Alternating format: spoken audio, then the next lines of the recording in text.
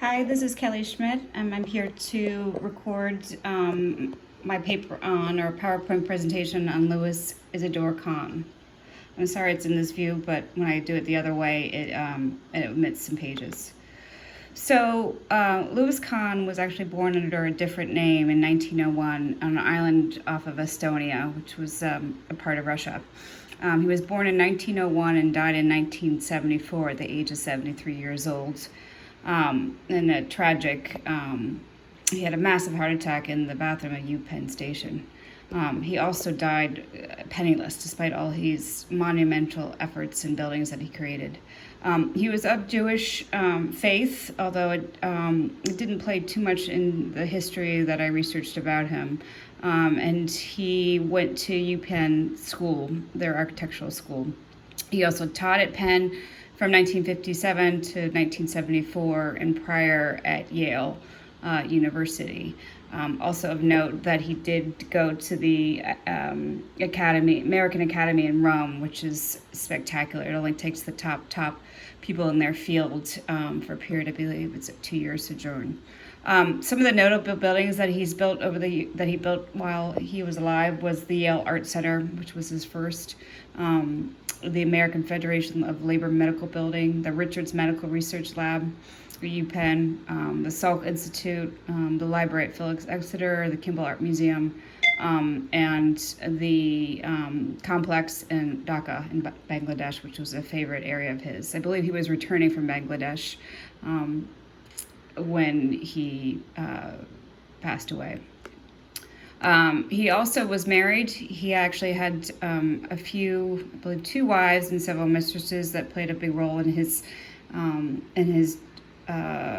career. I believe this is what his wife here, Esther.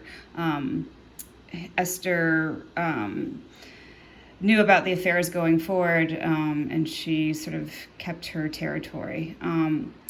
When he graduated from Penn, it was 1929 and during the Depression, so it was very hard to find jobs, and architects, there wasn't really much available for works whatsoever, so he often would get with other architects and collaborate and philosophize.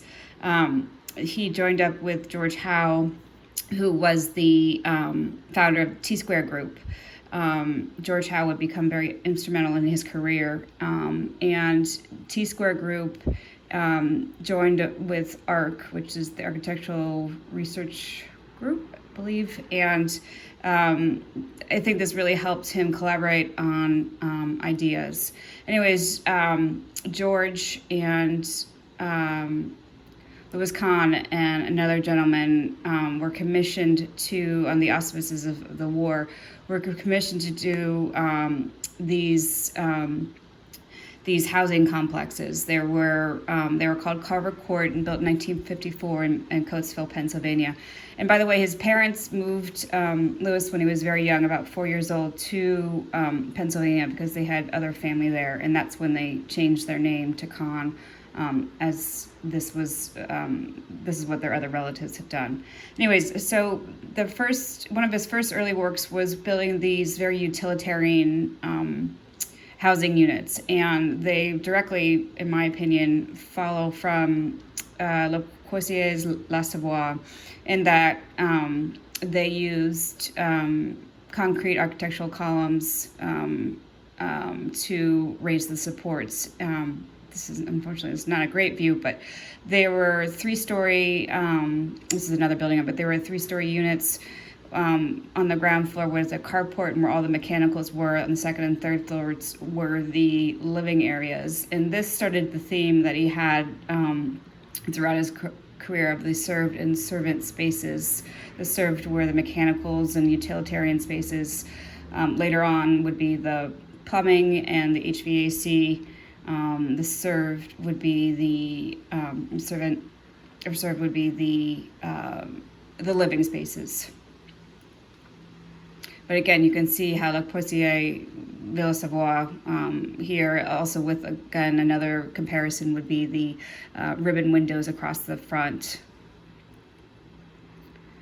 Some of his mentors, as I said before, were Le Corbusier. Here's a picture of Saint-Pierre in France. And then on the right side, it's an inner view of the building and showing the light.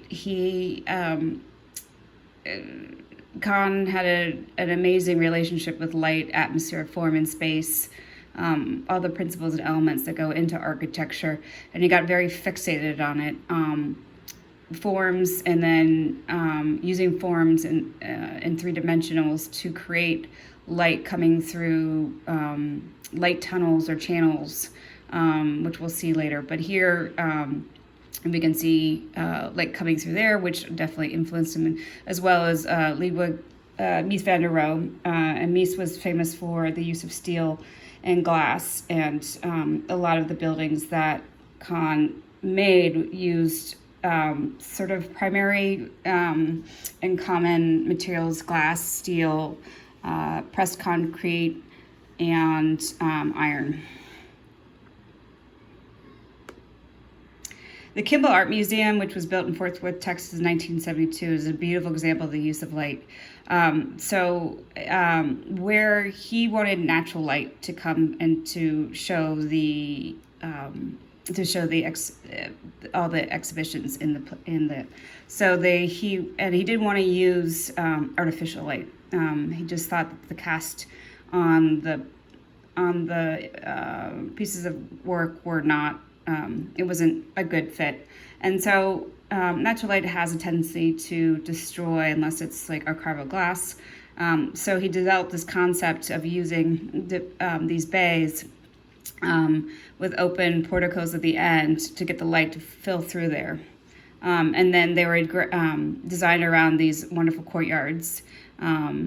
He studied under the Beaux-Arts philosophies, as well as at UPenn, and prior to that, a lot in his school, his elementary school, was followed the themes and principles of transcendentalism. So a mix of classical as well as organic is represented. It was, he was influenced very young about these things, and now you can see it in his shapes of his buildings. The principal materials here were concrete, travertine, and white oak. The travertine natural stone gave, when the light reflected off of it, gave a nice warm and appearance, because he wanted the museum to be welcoming to all sorts of people and not so austere. Another famous museum that he did, or institute that he did, was the Salk Institute. Jonas Salk, who was the founder of the polio vaccine, helped sponsor this, and he chose Kahn to build it. It was built in La Jolla, California in 1960. And again, the aims of the building was to explore the implications of the science for humanity and create and Salk himself said he wanted the facility worthy of a visit from Picasso. So that was pretty high bar to set there for him to do. And here we can see, representations of linear planes, geometric shapes, somewhat, borrowing from the Greco-Roman, the Colosseums, the openness. It's just an awesome view. And the awesomeness he wanted this awesomeness to help create the scientists to improve their, they improve their thought process, their creativity. They have open space labs up top. You can see in the windows over here. He wanted it to be bright and welcoming. Again, with light, improves the serotonin levels of people, and thus improves your overall mood. And he wanted it to be durable and low maintenance. The materials he used here were concrete, teak, glass, lead, and steel. Teak is a wood mostly found over in Malaysia, and it has a very warm property to it. It also has lots of oils in it, so it was an interesting choice. But again, just several basic materials. Another amazing building that he did was the Milstein Home. Or excuse me, not him. Rem Koolhaas is a current architect. He's in his mid-70s, and I believe he was greatly influenced by Kahn because both men use simple materials or common materials like concrete, glass, steel to build their structures. They both, here you can see with the building and the ribbon windows over here, these ribbon windows probably have some type of used for daylighting, to heating and cooling the place with these shades on the inside. They also have a covered porch out here so people can go outside and work or congregate. And he also has a nice open floor plan, which can be reconfigured to meet the needs of the school. The similarities, again, as I said before, was use of materials, the design, the overall, and the function of it. This particular building by Rem Koolhaas achieved LEED Gold status. One of the new or current properties that reminds me of him was the new MFA wing, which was built by Fosters and Partners of London. And again, a ton of use of glass. It reminds me of the Seagram's buildings in some ways.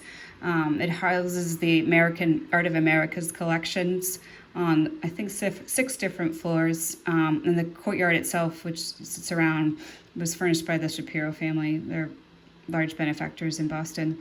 The Fosters and Partners wanted to follow the dreams of the original builder, Guy Lowell, who wanted a strong central north-south axis. So the wing, this wing enhanced that axis, as well as they moved the entrance over so the flow through the entire building would be better. They added about 130,000 square feet, which is quite a bit. That's a very large. It's a very large space. They were trying to raise about 300 million. They ended up raising 504 million, and it's an impressive space. Again, glass, steel, and granite were the primary materials used. Overall, Kahn is an exceptional person. He has very deep psychology in the fact that he created his own language to describe the buildings that he built. The Richards Museum, the laboratories that he built, was a feat of technology and architecture. And he would listen to the materials, often like as Michelangelo listened to the slabs when he carved Pietra. And so I think Kahn is, we should learn more about Kahn and use his philosophies as we move forward through design. So he certainly has left a big impact on me and my career ahead. Thank you.